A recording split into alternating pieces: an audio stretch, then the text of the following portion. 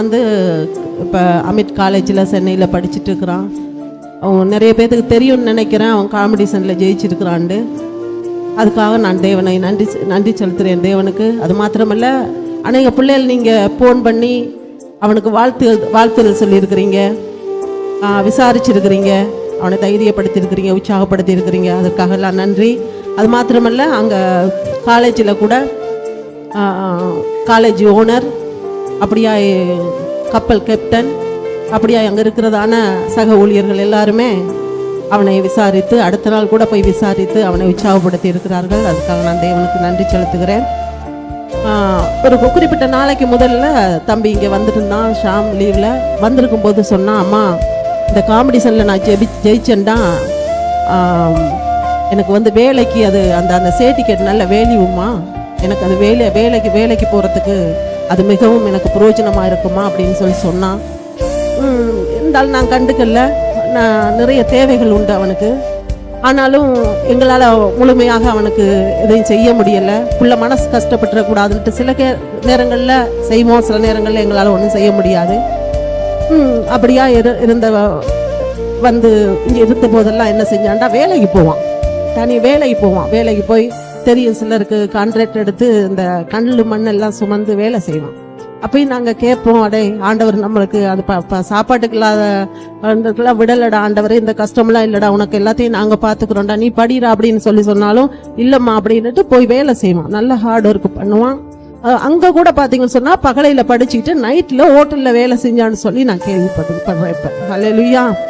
அப்போ அவனுடைய தேவைக்காக நிறைய முயற்சி. இந்த காம்படிஷனில் ஜெயிச்சதுக்கு ஒரு காரியம் கர்த்தர், அடுத்தது ஒரு காரியம் என்னன்னா அவனுடைய தனிப்பட்ட முயற்சி அதிகமாக அவன் என்ன செஞ்சான், அதுக்காக ஹார்ட் ஒர்க் பண்ணி ரொம்ப கஷ்டப்பட்டுருக்கான். அல்லேலூயா. அப்போ வந்திருந்த இப்போ 2 நாளைக்கு முன்னுக்கு, காம்படிஷனுக்கு 2 நாளைக்கு முன்னுக்கு எனக்கு ஃபோன் பண்ணி சொன்னான், ஒரு ஃபோட்டோ ஒன்று அனுப்பியிருந்தான் எனக்கு. அந்த ஃபோட்டோவை அனுப்பிட்டு சொன்னா, அம்மா அவங்க சிங்கக்குட்டியை பார்த்தீங்களாமான்னு கேட்டான். பார்த்தம்பா அப்படின்னு சொன்னேன். சொல்லிட்டு அப்புறம் கொஞ்ச நேரம் கழிச்சு மறுபடியும் சொன்னா, அம்மா உங்க சிங்கக்குட்டி ஒரு என்ன சொன்னான்னா கோல்டு மெடலோட நான் வருவேம்மா அப்படின்னு சொன்னான். தங்க கோல்டு மெடலோட நான் வருவேம்மா அப்படின்னு சொன்னான். அப்ப சொல்லும்போது நான் சொன்னேன், தம்பி நீ தாண்டா எனக்கு கோல்டு மெடல் அப்படின்னு சொன்னேன். அல்லேலூயா. அதே மாதிரி இந்த காம்படிஷன்ல ஜெயிச்சதுக்கு பிறகு டபுள் கோல்டு மெடல் அவன் கொடுத்துருக்குறாங்க. கர்த்தருக்கு ஸ்தோத்திரம். அல்லேலூயா. அவனுடைய பிறப்பை பற்றி நான் சிறிது நேரம் உங்களோட பகிர்ந்து கொள்ள நினைக்கிறேன். அல்லேலூயா. இன்னும் 7 வருஷங்கள் நாங்கள் திருமணம் ஆனதுக்கு பிறகு எங்களுக்கு குழந்தைங்க இல்லை. அல்லேலூயா. 7 வருஷமும் நாங்கள் ஊழியத்துக்கு அர்ப்பணித்து ஓடிக்கொண்டிருந்தோம். ஆனால் நாங்கள் ஊழியத்துக்கு போகிற இடத்துல எல்லாம் சொல்லுவாங்க,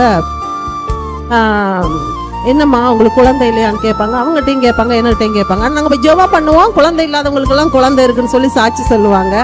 ஆனால் எங்களுக்கு குழந்தை இல்லை. அவங்களுக்கு நான் என்ன சொல்லிட்டு வருவேன்னா, நாங்கள் இப்போ ஊழியத்தின் நிமித்தம் ரொம்ப கஷ்டப்படுறோம், உங்களுக்கு எல்லாருக்கும் தெரியும், அதனால கூட ஆண்டவர் எங்களுக்கு குழந்தைய கொடுக்காம இருக்கலாம். இன்னொன்று, எங்களுக்கு குழந்தைய கொடுத்தா எங்களுடைய முழு கவனத்தையும் ஊழியத்தில் செலுத்தாம நாங்கள் பிள்ளைகளுடைய காரியத்தில் நாங்கள் கவனத்தை செலுத்தலாம், அதனால கூட ஆண்டவர் தாமதிக்கலாம் இல்லையா அப்படின்னு சொல்லி அவங்களுக்கு ஆறுதல் சொல்லிவிட்டு வந்தாலும் மிகவும் வேதனை இருக்கும் எனக்கு. வந்து இரவா ஒவ்வொரு நாளும் நான் என்னுடைய படுக்கையெல்லாம் கண்ணீராய் மாறிவிடும். நான் ஆண்டவர்கிட்ட கேட்குற ஒரே கேள்வி என்னன்னா, ஆண்டவரே நீங்க மருத்த மனுஷனை உயிரோடு எழுப்புனீங்களே, எனக்கு ஒரு குழந்தைய தர உங்களால முடியுமே அப்படின்னு சொல்லி கேட்குறவங்களுக்கு நாங்கள் என்ன பதில் சொல்றது அப்படின்னு சொல்லி ஒரு மனசுக்குள்ள ஒரு வேதனையும் கண்ணீரும் அப்படியே ஜெபம் பண்ணிட்டு இருப்பேன். ஒரு நாள் அப்படி இருந்து நான் ஜெபம் பண்ணி கொண்டு இருக்கும் பொழுது, ஊழியத்துக்கு போயிட்டு வந்து நாங்கள் ஜெபம் பண்ணிட்டு இருக்கும்போது கர்த்தர் என்னோட பேச ஆரம்பித்தார். அல்லேலூயா.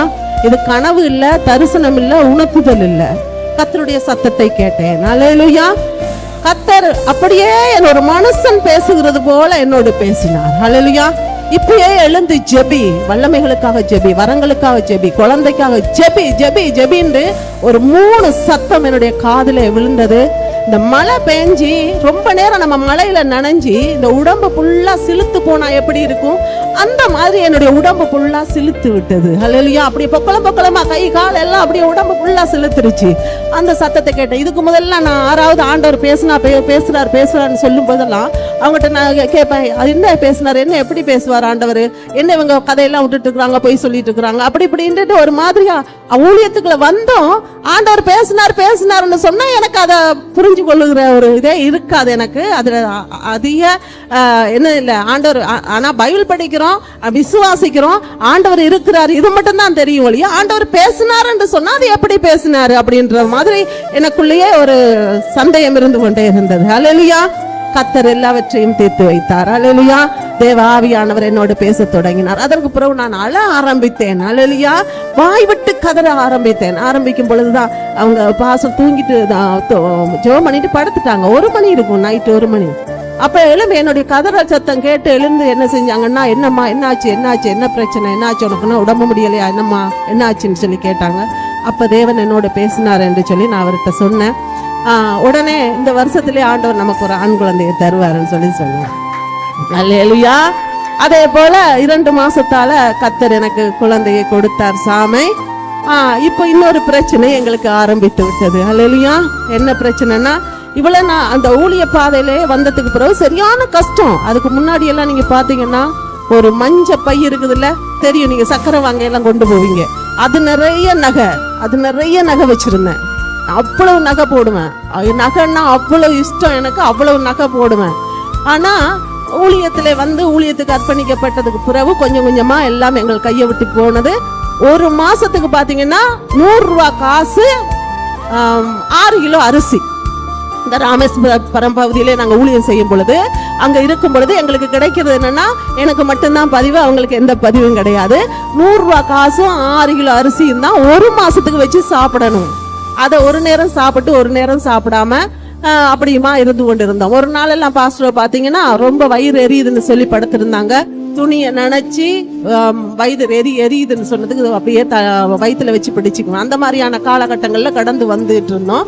ஆனா எங்களுக்கு வந்து ஊழியத்துல அவ்வளவு ஒரு ஆசையும் இன்ட்ரெஸ்ட்ல ஓடிட்டு இருந்ததுனால எங்களுடைய பசி பட்டினி கஷ்டங்கள் அவ்வளவு எங்களுக்கு தெரிஞ்சுக்கல.